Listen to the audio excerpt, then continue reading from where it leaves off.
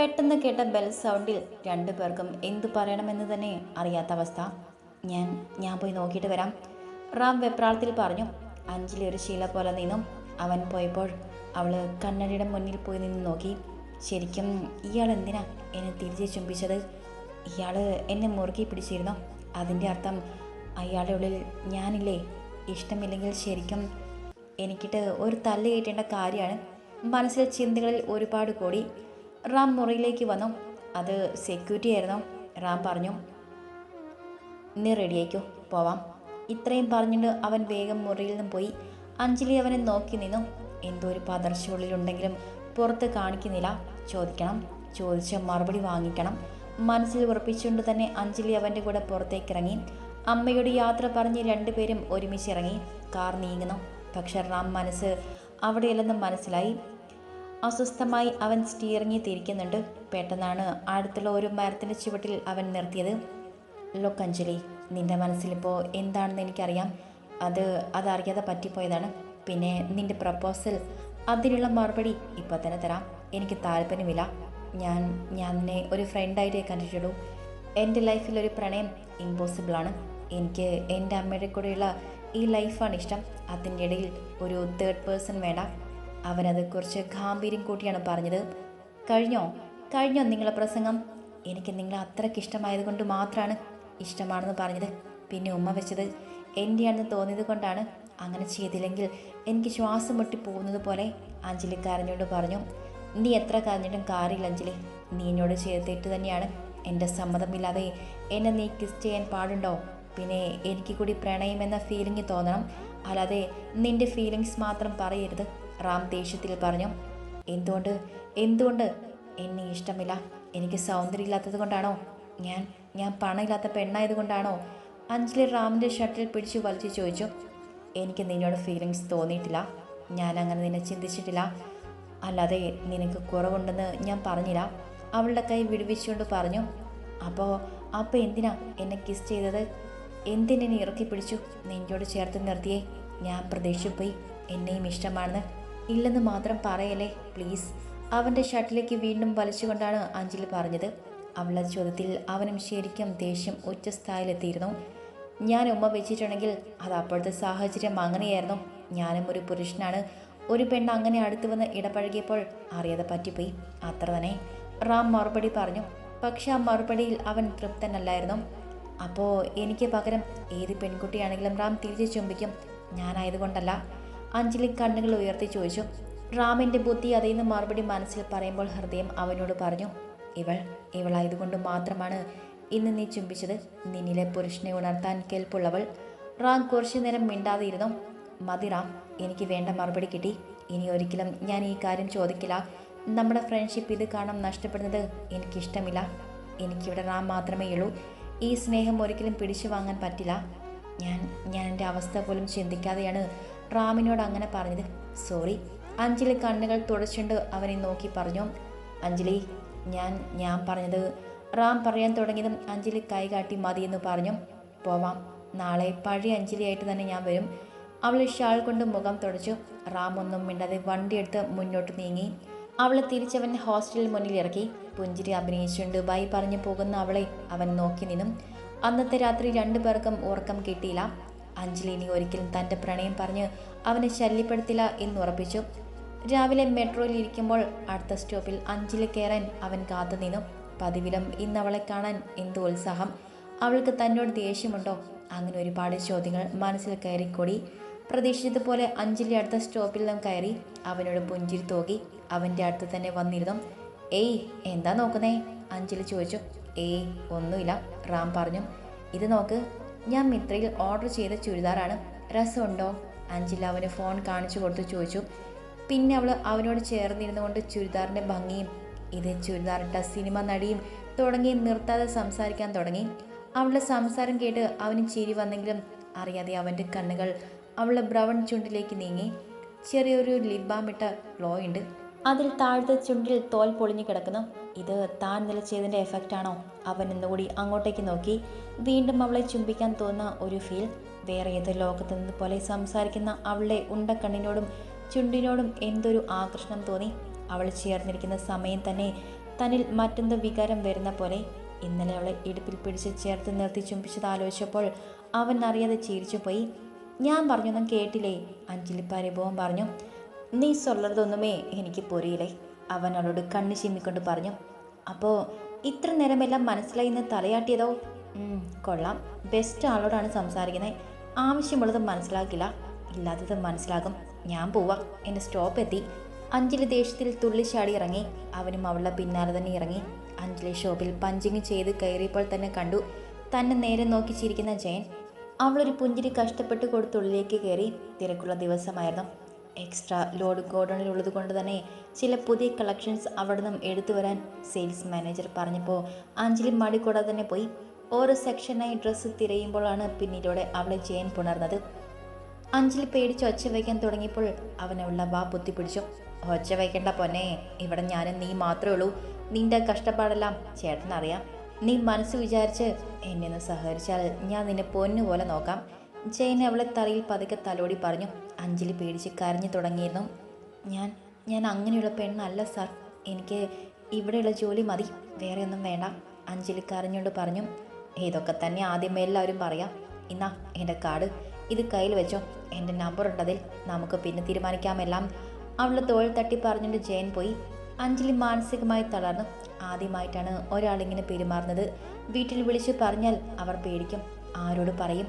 അന്ന് വൈകുന്നേരം വരെ ജോലി ചെയ്തെങ്കിലും മനസ്സിൽ മുഴുവനും ഭയമായിരുന്നു. ജോലി കഴിഞ്ഞ് മെട്രോയിൽ കയറുമ്പോൾ ഒപ്പം റാം ഉണ്ടായിരുന്നു. തന്നെ കണ്ടിട്ടും അവളൊന്നും മിണ്ടാതെ നിൽക്കുന്നത് റാം ശ്രദ്ധിച്ചു. അവനും ഒന്നും തിരിച്ച് മിണ്ടിയില്ല. ട്രെയിൻ വന്നപ്പോൾ രണ്ടുപേരും ഒരുമിച്ച് കയറി. അവൻ്റെ അടുത്തേക്ക് ഇരിക്കാതെ വേറെ സീറ്റ് എടുത്തിരിക്കുന്നവളെ അവൻ നീരസത്തോടെ നോക്കി. രാവിലെ വരെ ഒരു കുഴപ്പമുണ്ടായിരുന്നില്ല, ഇപ്പോൾ എന്താണ് അവൻ ചിന്തിച്ചു. പതുക്കെ നോക്കിയപ്പോൾ കണ്ട കാഴ്ച താഴെ നോക്കിയിരുന്ന് കരയുന്ന പെണ്ണിനെയാണ്. കണ്ണുനീർ തുള്ളികൾ അവളുടെ കൈത്തണ്ടയിലും ബാഗിലും വീഴുന്നു. റാം വേഗം അവളുടെ അടുത്തുള്ള സീറ്റിൽ പോയിരുന്നു. എന്നാച്ച്? അവൻ ഗൗരവത്തിൽ ചോദിച്ചു. അവളൊന്നും മിണ്ടിയില്ല.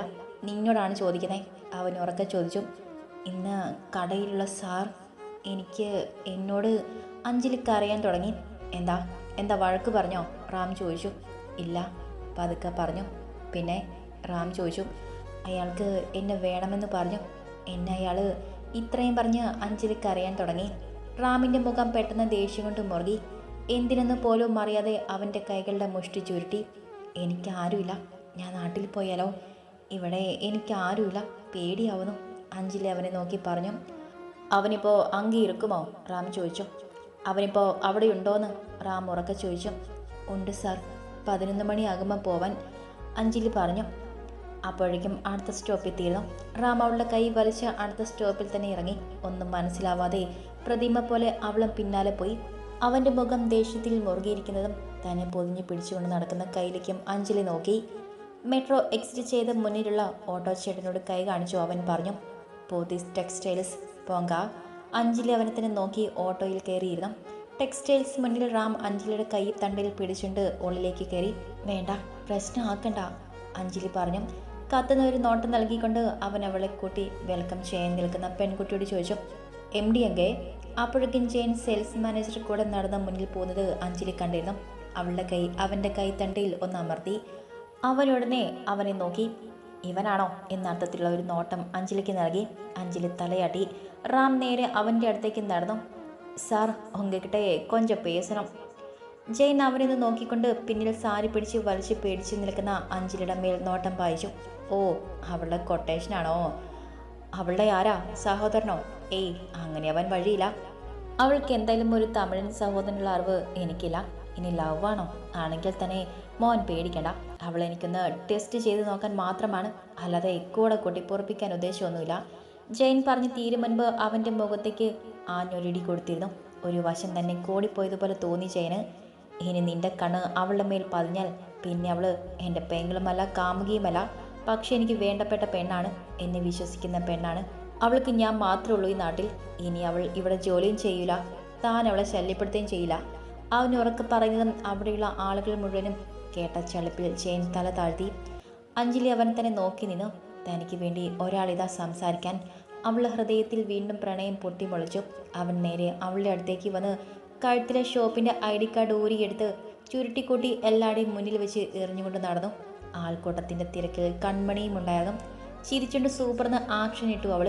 അഞ്ജലി ഒരു പുഞ്ചിരി നൽകി അവൻ്റെ കൂടെ നടന്നു. നടക്കുമ്പോൾ അവൻ മുന്നിലും അഞ്ജലി പിന്നിലുമായിരുന്നു. കുറേ നേരത്തെ മൗനത്തിന് ശേഷം അവൻ ചോദിച്ചു, ടീ ബൺ സാപ്പിടലാമാ? റാം ചോദിച്ചു. അഞ്ജലി അവൻ്റെ കൂടെ അടുത്തുള്ള തട്ടുകടയിൽ കയറി. അവൾക്ക് ബൺ ഒരു ചായയും വാങ്ങി അവനും അടുത്തിരുന്നു. അവൻ്റെ കമ്പനിയുടെ ID കാർഡ് ഊരി അവൻ്റെ പോക്കറ്റിലിടുന്നത് ഉള്ളിലേക്ക് തിരികെ വെച്ച് ഷർട്ട് പുറത്തേക്കിട്ടു. മുടിയൊക്കെ ഒന്ന് ലൂസായി കോതി ഒതുക്കുന്ന അവനെ അഞ്ജലി നോക്കി. അഞ്ജലി, ഞാൻ അപ്പോൾ എനിക്ക് അവിടുത്തെ ജോലി നിർത്തിയെന്ന് പറയാനാണ് തോന്നിയത്. അങ്ങനെയുള്ള ഒരു സ്ഥലത്ത് ജോലി ചെയ്യുന്നത് പ്രാക്ടിക്കൽ അല്ലല്ലോ. ഞാൻ ചെയ്തതല്ലേ ശരി? റാം ചോദിച്ചു. പക്ഷേ എനിക്കിനി ഒരിക്കലും അങ്ങോട്ട് പോയാലും അവർ എന്നെ ഒഴിവാക്കും. ഒരു ജോലിക്ക് എന്താ ചെയ്യാനേ? അഞ്ജലി ചോദിച്ചു. അപ്പോൾ ഇനിയും പോവെന്നാണോ? എങ്ങനെ തോന്നി നിനക്ക് പറയാൻ? ഞാനും സിനിമാ നടനല്ല. 100 പേര് വന്നാലും അഴിച്ചിട്ട് നാഗെ രക്ഷിക്കാൻ സാധാരണ ഒരു മനുഷ്യനാണ്. അങ്ങനെയുള്ള ആളുകളുടെ കൂടെ ജോലി ചെയ്താൽ വീണ്ടും ഇതന്നെ സംഭവിക്കും. പിന്നെ അങ്ങനെ അറിഞ്ഞിട്ട് കുഴിയിൽ ചാടുന്നത് എന്തിനാ? നിനക്ക് ജോലിയല്ലേ വേണ്ടത്? അത് ഞാൻ ശരിയാക്കിക്കോളാം, റാം പറഞ്ഞു. അഞ്ജലി മനസ്സറിഞ്ഞുകൊണ്ട് പുഞ്ചിരിച്ചു അവന് നേരെ. ചായ കുടിച്ച ശേഷം ബിൽ ഗൂഗിൾ പേ ചെയ്തുകൊണ്ട് ഇരിക്കുന്ന അവൻ്റെ ചെവിയിൽ അഞ്ജലി പതുക്കെ പറഞ്ഞു, ഉങ്ക പെർഫോമൻസ് സൂപ്പറായിരുന്നു. അവളെ നോക്കി പുഞ്ചിരിച്ചുകൊണ്ട് അവൻ പതുക്കെ അവളെ തോളിൽ പിടിച്ച് മുന്നിലേക്ക് നടത്തി. ചെവിയിൽ പറഞ്ഞു, ആമ്പള സിങ്കണ്ടി. മീശ ചെറുതായി പിരിച്ചുകൊണ്ട് അവൻ പറഞ്ഞു.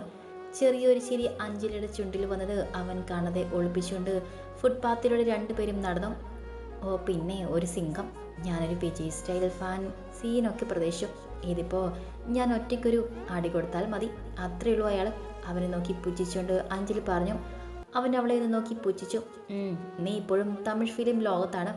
സ്റ്റണ്ട് ആക്ഷനൊക്കെയാണ് ജീവിതമെന്ന് വിശ്വസിക്കുന്ന പൊട്ടിപ്പെണ്ണ്. ജീവിതമാണ് മോളെ, ബി പ്രാക്ടിക്കൽ. നിന്നിനി അവനൊന്നും ചെയ്യില്ല. നിനക്ക് ചോദിക്കാനും പറയാനും ആളുണ്ടെന്ന് അവനിപ്പോൾ ബോധ്യമായിട്ടുണ്ടാവും. ഇതും പറഞ്ഞിട്ട് അവൻ പോക്കറ്റിലും സിഗരറ്റ് എടുത്ത് വലിക്കാൻ തുടങ്ങി. അതെ, ഞാൻ ആരാ ചോദിച്ചപ്പോൾ എന്താ അങ്ങനെ പറഞ്ഞത്? അഞ്ജലി ചോദിച്ചു. റാം ഒരു പഫ് വലിച്ചുകൊണ്ട് സിഗരറ്റ് താഴ്ത്തി. നീ എനിക്ക് വേണ്ടപ്പെട്ട പെണ്ണ് തന്നെയല്ലേ? ഞാൻ മിണ്ടിയില്ലെങ്കിൽ കരയുന്ന പെണ്ണ്, അവൻ ചെറിയ ചിരിയോടെ പറഞ്ഞു. അത്രയുള്ളൂ? അഞ്ജലി കണ്ണുകൾ ഉയർത്തി ചോദിച്ചു. അല്ല, നീ എന്നെ സ്പെഷ്യലായിട്ട് കാണുന്നുണ്ട്, എന്നെ ഒരു ഫ്രണ്ടായിട്ട് കാണുന്നുണ്ട്. സോറി, അതിലും കൂടുതൽ ഒരിഷ്ടം നിനക്ക് എന്നോടുണ്ടല്ലോ. പിന്നെ ഈ നാട്ടിൽ നീ എന്നെ മാത്രമാണ് വിശ്വസിക്കുന്നത്, എന്നെ മാത്രമാണ് ഡിപ്പെൻഡ് ചെയ്യുന്നത്. അങ്ങനെയുള്ള നിനക്ക് ഒരു പ്രശ്നം വന്നാൽ ഞാൻ കൂടെ നിൽക്കണ്ടേ? എനിക്ക് ഉയരുള്ള കാലം നിൻ്റെ കൂടെ ഞാനുണ്ടാകും, ഒരു ഗുഡ് ഫ്രണ്ടായി. നിനക്ക് എന്നിലുള്ള വിശ്വാസം ഒരിക്കലും ഞാൻ കളയില്ല, റാം പറഞ്ഞു നിർത്തി. അഞ്ജലിയുടെ കണ്ണുകൾ നിറഞ്ഞു തുളുമ്പി. എന്തിനാ കരയുന്നേ? റാം ചോദിച്ചു. ആരൊക്കെ ഉള്ളതുപോലെ എൻ്റെ അച്ഛനല്ലാതെ ആരും എനിക്ക് വേണ്ടി ഇങ്ങനെ സംസാരിക്കില്ല, ഞാൻ കേട്ടിട്ടുമില്ല. ഞാൻ റാമിന് ഹഗ് ചെയ്തോട്ടെ? അഞ്ജലിയുടെ പെട്ടെന്നുള്ള ചോദ്യത്തിൽ റാം ഒന്ന് പകച്ചു പോയെങ്കിലും ഒരു പുഞ്ചിരി നൽകിക്കൊണ്ട് കയ്യിലുള്ള സിഗരറ്റ് നിലത്തേക്കിട്ടു. 2 കൈയും അവൾക്ക് വേണ്ടി തുറന്നു നീട്ടി. അഞ്ജലി ഉടനെ അവനെ കെട്ടിപ്പിടിച്ചിരുന്നു.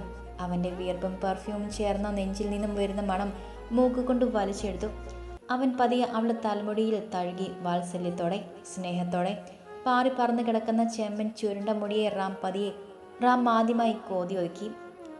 തെരുവ് വിളക്കിൻ്റെ ഷോഫയിൽ ഇരുവരും വെട്ടിത്തിളങ്ങി.